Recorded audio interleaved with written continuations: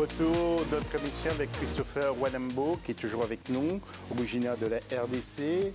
Il y a Yassine Bouali, qui est éditorialiste à la chaîne. Et puis Guillaume Momo, qui est agent, éducateur, représentant de la Côte d'Ivoire. La question de l'FC, comment jugez-vous la politique en faveur des jeunes footballeurs sur le continent africain? Vous intervenez toujours sur nos réseaux sociaux. Le point sur l'équipe des éléphants et plusieurs joueurs de double nationalité rapprochés. Qu'en est-il exactement avec l'arrivée de Marc Wilmotte? Réponse dans quelques instants et après ce jingle, on développe.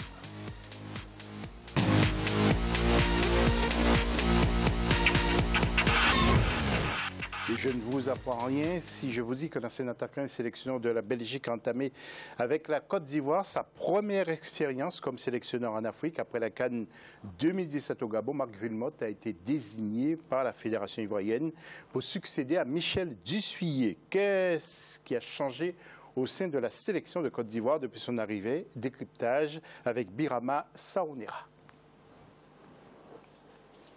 Depuis le 1er avril 2017, le sélectionneur Marc Wilmotte a été désigné par la Fédération ivoirienne de football après une mauvaise prestation des éléphants à la CAN 2017 au Gabon. Marc Wilmotte a la charge d'insuffler du sang neuf dans la sélection ivoirienne. Sa mission est aussi de faire qualifier la Côte d'Ivoire pour le Mondial 2018 et la CAN 2019. À peine installé sur le banc des éléphants, le Belge a su convaincre de nouveaux joueurs de rejoindre la sélection. Le plus important, c'est la qualif pour le Mondial 2018 et la CAN suivante qui aura lieu au Cameroun. Donc tout le monde a envie que ces deux compétitions, la Côte d'Ivoire puisse y être. Convaincre les joueurs, dont Salomon Kalou, qui avait annoncé son retrait, c'est une bonne chose puisqu'on aura besoin des anciens pour réaliser ces deux défis. Et ensuite, maintenant, il faut convaincre les jeunes joueurs puisque nous avons assez de binationaux. C'est la première fois que Marc Wilmotte prend la tête d'une sélection africaine. Pour son baptême de feu, le technicien belge a convoqué 27 joueurs pour affronter en amical les Pays-Bas le 4 juin et la Guinée pour les qualifications à la CAN 2019. Nous aurons le temps de le juger par rapport aux deux matchs amicaux, mais nous attendons pour les vrais matchs de la CAN et des éliminatoires du Mondial 2018. Donc pour le moment, là, c'est une liste. Nous avons observé, nous allons voir ce qu'il a apporté comme changement. Le sélectionneur ivoirien souhaite compter dans son effectif quelques anciens capables d'apporter une certaine expérience aux plus jeunes. La Côte d'Ivoire recevra la Guinée le 10 juin 2017 au stade de Bouaké, à l'occasion de la première journée des éliminatoires, comptant pour la Coupe d'Afrique des Nations 2019. Nous allons voir le tableau concernant les prochains matchs de la Côte d'Ivoire en groupe H pour les qualifications de la CAN Côte d'Ivoire-Guinée. Et puis il y aura dans le même groupe Centrafrique contre l'équipe du Rwanda. Guillaume Momo, on a l'impression que Marc Wilmotte veut faire appel qu'à des joueurs africains qui évoluent en Europe. Il veut se débarrasser des autres. Pas vraiment. Moi, je dirais que c'est une bonne chose de pouvoir récupérer des binationaux qui ont un certain niveau. Hein. Pour ne pas les citer, il y a certains joueurs. Certains joueurs sont déjà dans des effectifs pro en France, dans leur championnat. Donc, moi, je pense que c'est une bonne chose de récupérer certains joueurs qui ont le désir de jouer avec la sélection ivoirienne. Vous êtes d'accord avec la politique de Marc Wilmotte? Vous partagez totalement son avis? Je ne sais pas si c'est la politique de Marc Wilmotte, mais je ne connais pas Marc Wilmotte plus que ça. On demande des résultats, on verra ce qu'il pourra apporter. Mais au niveau des binationaux, moi je pense que c'est une politique. Aujourd'hui, récupérer des binationaux, c'est une bonne chose, d'avoir des joueurs qui sont à un certain niveau dans des championnats. Mais il y a certains qui ne veulent pas venir. Non, il n'y en a pas certains. Moi, je dirais que sur la liste des 17 internationaux, on en a récupéré quand même 11 depuis l'année dernière. 11 internationaux en même pas 8 mois. Et il n'y en a que 2 qui ont refusé de venir. Je peux citer Bakayoko de l'AS Monaco, pour moi, qui est un choix... qu'un joueur refuse parce qu'il assume et qu'il préfère l'équipe de France, je trouve ça honorable. Je vais donner le cas... Oui, mais Bakayoko n'a pas un avenir certain, c'est pas Zidane. C'est pas Makelele. La question aujourd'hui pour un joueur de football, c'est pas il ne va pas jouer pendant des décennies, pendant des mois encore avec la sélection. Moi, je pense qu'il faut faire très attention. Bakayoko est un jeune qui a grandi ici, en France, et qui a eu à côtoyer, qui a eu à discuter avec les gens de la fédération sur un projet de venir jouer en sélection de Côte d'Ivoire. Bon, il a estimé qu'il avait éventuellement une place en équipe de France. Quelqu'un qui a grandi en France, qui décide de jouer pour la France, moi je trouve ça logique. Oui, mais le cœur, quelque part, lorsqu'on a des origines en Afrique et on veut jouer pour un autre pays, on ne peut pas être si fier que ça. Ne pas défendre la couleur de son pays. De ne pas jouer avec ses frères. Oui, mais excusez-moi, Mbappé a des origines, mais il joue pour l'équipe de France. Ça ne change en rien. Comme Zidane, hein, quand on donne l'exemple de Zidane, il y a tellement d'exemples. On parlait de Makelele. Bakayoko, c'est pas Makelele, mais Bakayoko a eu un appel de pied de l'équipe de France. Il a dit oui. Il faut respecter son choix. Moi, je trouve que c'est honorable parce qu'en Afrique, on parle de développement, on parle de beaucoup de choses. Hein. On essaye d'emmener une certaine formation aux jeunes. C'est pour que ces jeunes-là, demain, émergent. Alors, moi, je trouve le choix de Bakayoko vraiment, comment qualifier ça, d'admirable, parce que c'est quelqu'un qui assume ce qu'il fait. Non, je ne suis pas d'accord avec vous. À dire admirable, de choisir pour jouer en sélection, c'est son choix personnel, certes, il est fait, mais est-ce qu'aujourd'hui, Bakayoko a sa place au niveau de la sélection ivoirienne? Moi, j'en doute. Il joue au même poste que Jean-Michel Siré, que Sirédier. Je pense qu'il n'est pas à leur niveau. Donc peut-être lui aussi. Pas du tout, je suis pas d'accord. Donc moi, je me pose. C'est son choix, moi c'est mon avis. Après, la politique des binationaux, donc c'est la politique qui est menée par les fédérations. C'est la fédération ivoirienne ou la fédération camerounaise ou la fédération sénégalaise. Aujourd'hui, il faut qu'ils soient vigilants, il faut mettre en place des cellules de récupérer des jeunes joueurs à talent dès qu'ils commencent à s'affirmer, de les récupérer pour jouer pour sa sélection. Donc c'est la course. Yacine, juste un petit mot. J'ai vu Bakayoko lors de la dernière sélection avec l'équipe de France. Ce n'est pas un joueur constant. Donc je veux dire par là, il n'est pas certain de jouer pendant plusieurs années, plusieurs temps avec la sélection. Est-ce que vous le connaissez, vous, Christopher Walambo? Non, je le connais pas. Mais vous l'avez vu jouer avec Monaco? Je l'ai vu jouer avec Monaco, je l'ai vu jouer avec l'équipe de France aussi. Maintenant, je ne connais pas le personnage pour pouvoir donner un jugement très précis.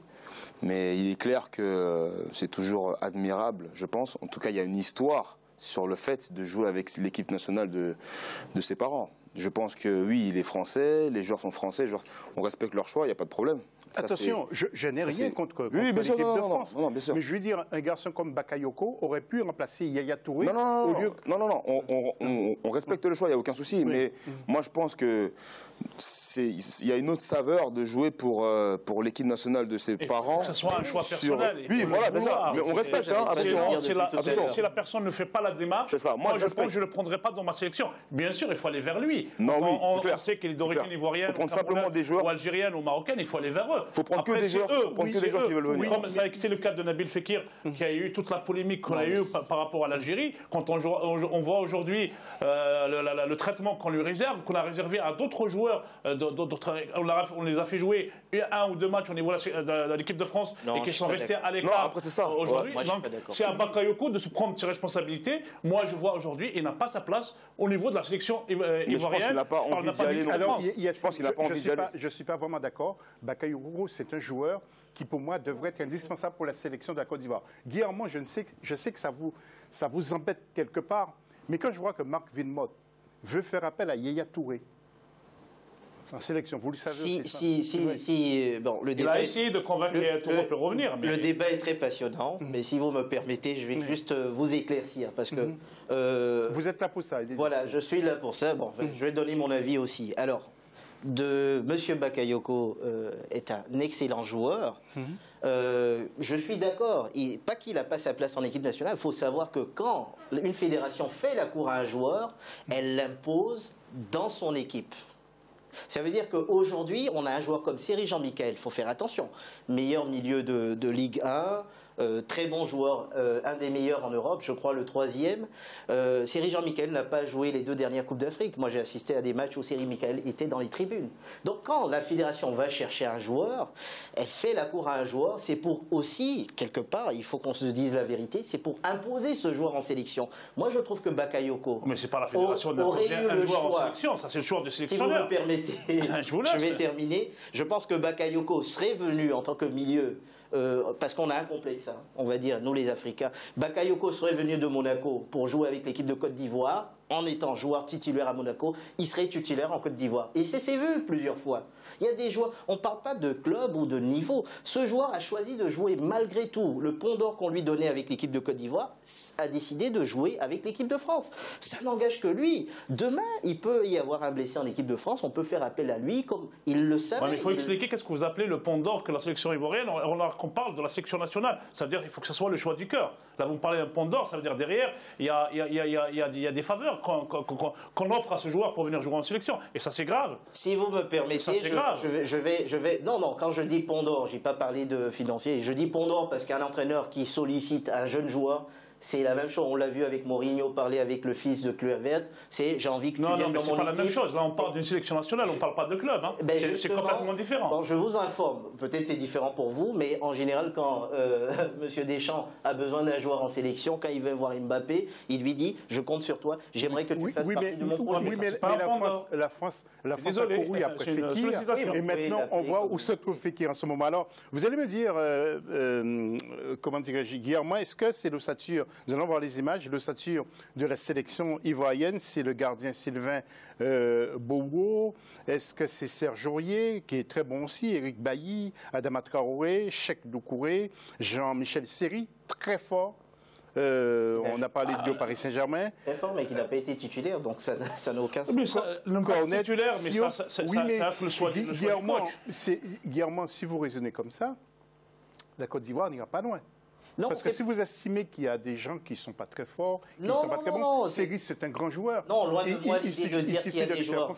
Excusez-moi, loin de moi de dire qu'il y a des joueurs qui ne sont pas très forts. Ce que je dis simplement, c'est que on dit que Bakayoko n'a pas sa place en sélection de Côte d'Ivoire.